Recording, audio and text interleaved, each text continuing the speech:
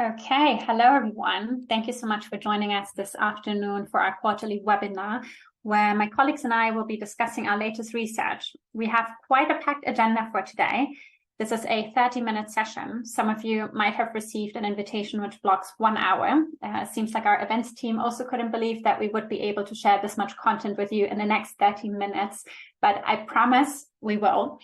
So what we'll do in the next 30 minutes is we will discuss how to invest in nature to mitigate climate impacts by looking at a case study in the fishing industry. We will also analyze whether deep sea mining is a low carbon alternative to on-land mining. And then lastly, we will compare the climate transition plans of 3 leading consumer goods companies. We will be looking at Unilever, Colgate, and Procter & Gamble. And some very quick housekeeping. If you have any questions, please add them in the Q&A. We will try and pick up a few here and answer them in the chat, but in case we can't get back to you on the webinar, we will make sure to reply via email later on.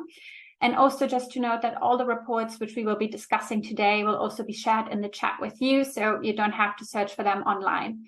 And just lastly to note that we will be recording this webinar and we will make the recording available later on. So before we kick it off, I just wanted to take 1 minute to introduce Planet Tracker to those of you who aren't familiar with our work. Planet Tracker is a sustainable finance think tank conducting research on nature-related risks and opportunities. We mainly focus on the drivers of biodiversity loss, specifically looking at land and sea use change, exploitation of natural resources, pollution, and climate change. We provide in-depth research reports on each of these topics, covering a range of industries and themes, as you can see on the slide here. And important to note is that we are a not-for-profit, so everything we do is for the common good, and all our research is available for free on our website and on your usual financial data platforms. And with that being said, let's dive into the webinar. The first piece of research we want to talk about is a case study in how to invest in nature to mitigate climate impacts. With me is my colleague François Monnier, who is the head of our Oceans program. And François, over to you.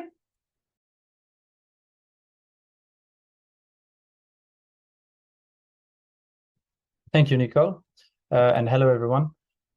Today, I would like to tell you how investing in nature can be a profitable solution to mitigate the financial impact that the climate crisis is having on companies. And this is a story that will take us to one of the most nature-dependent industries in the world, that's fishing, in a country that is very vulnerable to climate change, Indonesia. We have spent a year investigating the local tuna industry, which is by far the biggest producer of tuna globally.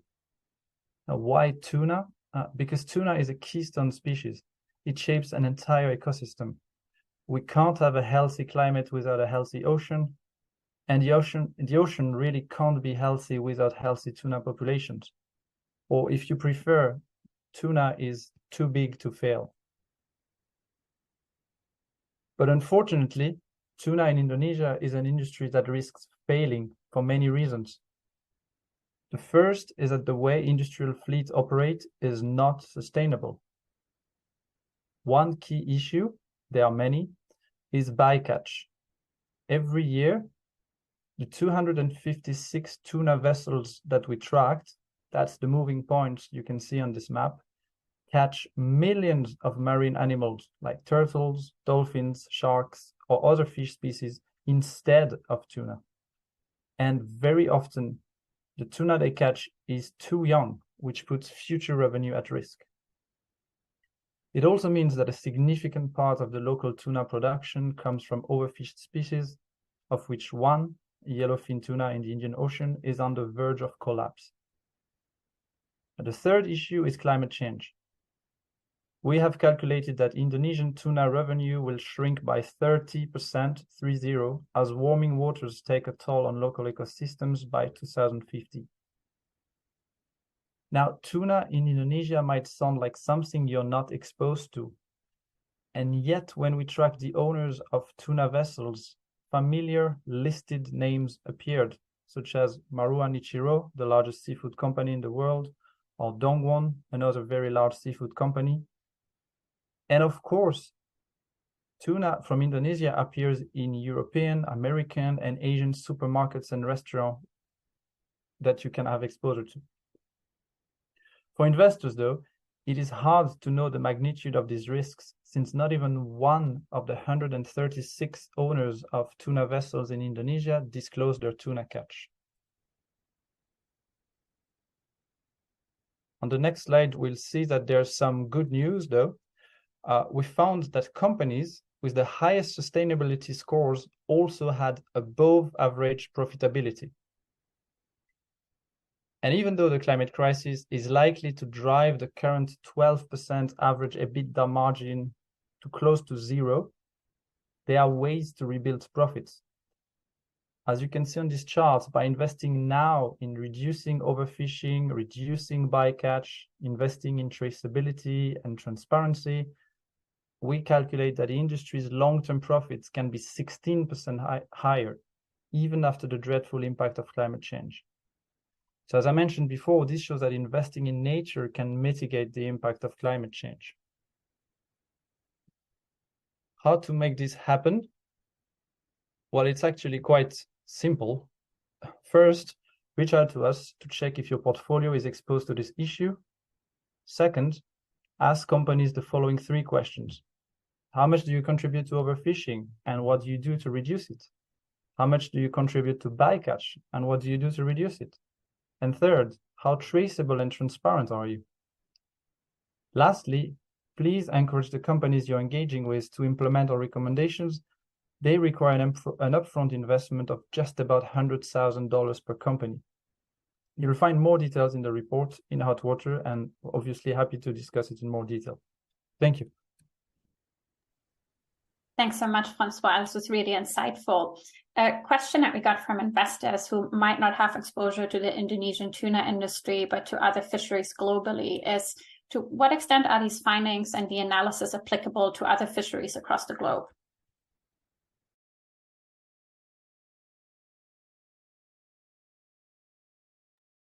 Yeah, that's a great question. I think what I do is the analysis part is very much replicable. We've matched species distribution to fishing footprints. We then investigated who the owners are, what their financial look like. That can be done elsewhere in other fisheries. And we have a solid set of scripts and data that can be reused. The findings are likely to be very different, though, and fishery specific. For instance, there are parts of the world where we'd expect greater transparency on catches, for instance. Some of the sustainability issues might be different. And of course, the climate angle is the impact of climate will be different based on which fisheries we're talking about. And lastly, I think the recommendations, I think here it's expected that there would be some overlap. It's likely that an organization like Planet Tracker will ask for more transparency, more traceability, more sustainable fishing gear, etc., etc. So that's likely to be a common theme. It's just what is the impact of these recommendations on the profit of each fishery that might differ based on the fishery. Thank you. That's very interesting. And we are keeping with the theme of the ocean, actually, but moving from fishing into deep sea mining now. My colleague Emma Amadi, who's an investment analyst here at Planet Tracker and the lead author of our latest report, will run us through what we have found comparing the climate impacts between conventional land-based mining and deep sea mining. Emma, great to have you with us. Thanks, Nicole. So our most recent report, The Climate Myth of Deep Sea Mining, examines deep sea mining companies' claim that mining polymetallic nodules could be a low carbon alternative to mining on land. So we analysed all of the existing academic research on this topic, which perhaps unsurprisingly is relatively limited. There are only 3 life cycle assessment studies evaluating the cradle to gate or nodule to commodity climate impact of copper, cobalt, nickel, and ferromanganese produced from polymetallic nodules and landfills. 2 of the 3 studies were funded by and conducted in collaboration with deep sea mining companies. One by the Metals Company, formerly Deep Green Metals, and one by Global Sea Mineral Resources. And the third paper, published by Fritz et al. Earlier this year, had no support from the deep sea mining industry. So, what were our key findings? Firstly, comparing these 3 studies really highlights that the estimated climate impact of nodules and landfills varies hugely. According to these studies, deep sea nodules could have a 28% higher or 76% lower climate impact than land ores, depending on the choice of methodology, background data, software, and assumptions and parameters used. And we and other experts believe that such a variation in results is not a good enough basis for making decisions about the future of deep sea mining. I think it's also important to note that the study funded by the metals company excluded 95% of nodules' manganese content, as it only assessed metals that would be used to make a specific type of electric vehicle battery. This significantly reduced the estimated climate impact of nodules, which is the kind of lower end of the spectrum that I mentioned earlier. And perhaps more importantly, in reality, given the cost of deep sea mining operations, it wouldn't be economically feasible to exclude any metal content from nodule production. Secondly, over 70% of greenhouse gas emissions for both land ores and deep sea nodules come from metallurgical processing. These are the energy and fossil fuel intensive processes that turn nodules and land ores into metal products. At the moment, the proposed metallurgical processing of nodules is similar to that of land ores, and this means that the climate impact is less dependent on whether metals come from the deep sea or from land, and is more dependent on the properties of processing, mainly the sources of fuel and electricity used, process efficiency and processing technique. And I'll come back to this in our recommendations for financial institutions. Finally, our research found that relatively little is known about the impact deep sea mining will have on ocean carbon stocks and sequestration services. And this is alarming because marine sediments are an important part of the global carbon cycle and make up the largest pool of sediment or soil carbon stocks in the world. While the rate of carbon sequestration is relatively slow at the deep sea bed, ocean sediments can store carbon for millions of years if left undisturbed. However, we estimate that deep sea mining vehicles kicking up sediment plumes could disturb 172.5 tons of carbon each year for every kilometre squared mined. For context, only 13.9 kilograms of carbon per kilometre squared is sequestered every year in the Clarion-Clipperton zone, where deep sea mining licenses have been granted. Sediment plumes from deep sea mining machinery could also impact carbon sequestration taking place in ocean waters by blocking sunlight and reducing photosynthesis and sequestration carried out by plants living on the nodules being mined. However, these impacts haven't yet been calculated, but considering nodules take tens of millions of years to form, some of this damage would essentially be permanent. And we believe this is another reason not to support deep sea mining. So, what are Planet Tracker's recommendations for financial institutions? Through this research, we really want to stress that deep sea mining would produce significant greenhouse gas emissions and contribute to climate change, which exposes financial institutions to policy, regulatory, and reputational risks. We want to encourage financial institutions to support a moratorium on deep sea mining. There's more information at the website link on this page. And we'd also encourage them to support the decarbonisation of terrestrial mining and metals production. For example, supporting the electrification of mining with renewable energy sources and the development and scaling of low carbon metal processing routes like hydrometallurgy, which reduce or remove the need for fossil fuels. And we've given examples of mining companies already implementing these solutions in the report.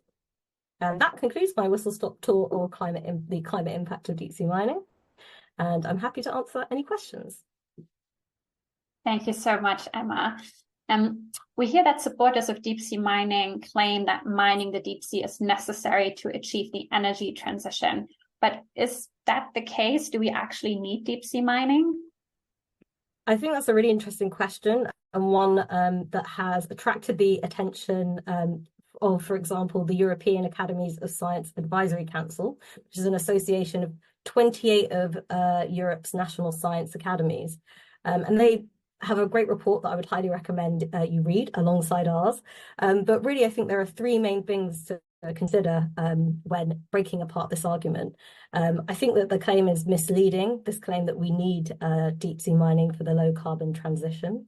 I think one of the kind of big points that's often missed out of this kind of logic is that technological innovation hasn't been properly factored into many demand forecasts about the metals that we'll need in the future.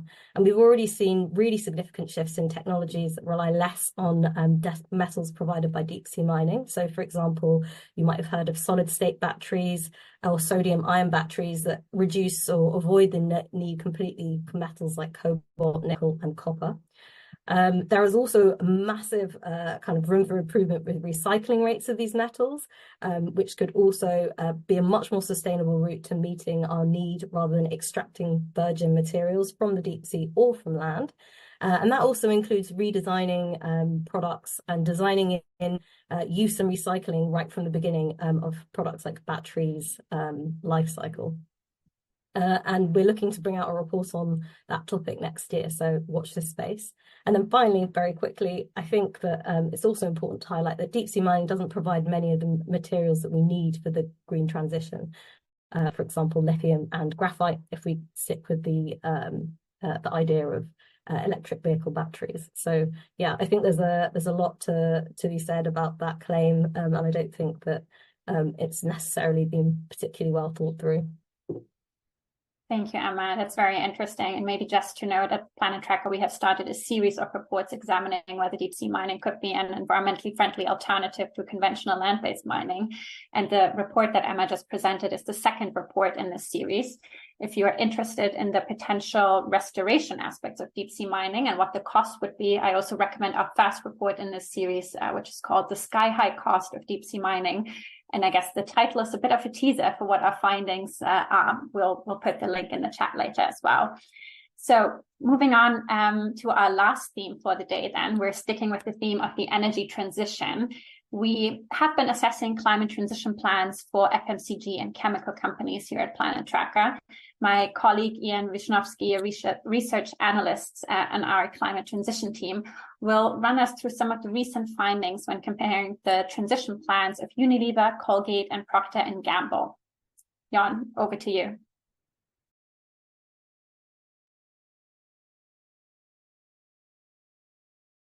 Hello, everyone. So I'm Jon, and I lead the climate transition assessment of individual companies here at Planet Tracker. And to offer you some background, this workstream funded by the ClimateWorks Foundation aims to evaluate the credibility of climate transition plan of companies within the CA100 list, as the ClimateWorks Foundation is one of the funding partners of the CA100 initiative. And before we dive into the specifics, I would actually like to share with you some of the challenges we've encountered so far. And as we started this project, we reviewed existing climate transition disclosure and assessment frameworks in order to ensure a comprehensive analysis model. And the CDP questionnaire stood out due to their high level of detail. However, and this highlights once more the need for our climate transition assessment work, in 2022, only a little over 4,000 companies out of the 18,600 respondents to the CDP questionnaire disclosed a 1.5 degrees aligned climate transition plan. Furthermore, only 81 companies, or 0.4% of the total sample, provided the required detail on all 21 CDP key indicators, with financial planning, targets, and net zero strategy being in fact the weakest elements of the key indicators in meeting the full disclosure criteria. And while in our experience, many companies might argue that having approved science-based targets automatically aligns them with a 1.5 degree pathway, we at Planet Tracker believe that having a target is not enough. In other words, achieving 1.5 alignment and subsequent net zero requires actionable plans and linked sustainable investments. And a good example of best practice is Unilever, as it could be seen in this slide, while Colgate and P&G were found to be lagging. Also, before getting into the comparison of the three companies in line with the rationale previously described, it is of note that our same assessment framework comprises 4 key sections, and we start with a backward-looking analysis section, which is followed by 3 forward-looking ones. In the climate alignment, which is the first section, we examine a company's historical greenhouse gas emissions, projecting them up to 2030 and comparing them with Science Based Targets Initiative recommendations. And to assess the company's potential in closing the gap between projected historical emissions and science-based target recommended levels, we then review the company policy and governance, assessing engagement with suppliers, customers, policymakers, among other areas like oversight and compensation. And as an example, we uncovered in our analysis that Unilever engagement covered 83% of suppliers by procurement expenditure, while Colgate and Procter & Gamble lagged at around 55%. And moving forward, we assess also whether companies disclose, quantify climate transition and physical risk, because we believe that is a crucial factor for investors. And in this case, while Unilever does, Colgate and Procter & Gamble considerations are only qualitative. And lastly, in our strategic assessment, we focus on whether companies disclose investment supporting those climate transition ambitions, basically putting their money where their mouth is. And Unilever disclosed at the time of our analysis $1.2 billion mitigation investment, while Colgate and Procter & Gamble disclosures were absent in this regard. As a caveat, we continuously monitor these companies and might provide updates sometimes, as this will be the case with Colgate soon, due to the fact that they are showing some progress. But from the analysis we've done so far, considering all the factors presenting in these 4 sections, we derived an overall alignment of the companies, as could be seen on the last row, and full circle, Unilever is leading and Colgate and Procter & Gamble are lagging behind. In closing, well, our recommendation to investors is to actively engage with companies in order to ensure that their climate transition targets aren't just a checkbox exercise, and encourage comprehensive disclosure and even support companies advocating policies aligned with Paris Agreement as a collaborative way of moving forward. With that being said, I'll open the floor to any questions you may have. Thank you. Thanks so much, Jan. I guess one question that often does come up is, why do you think transparency and comprehensive disclosures are such a challenge for most companies?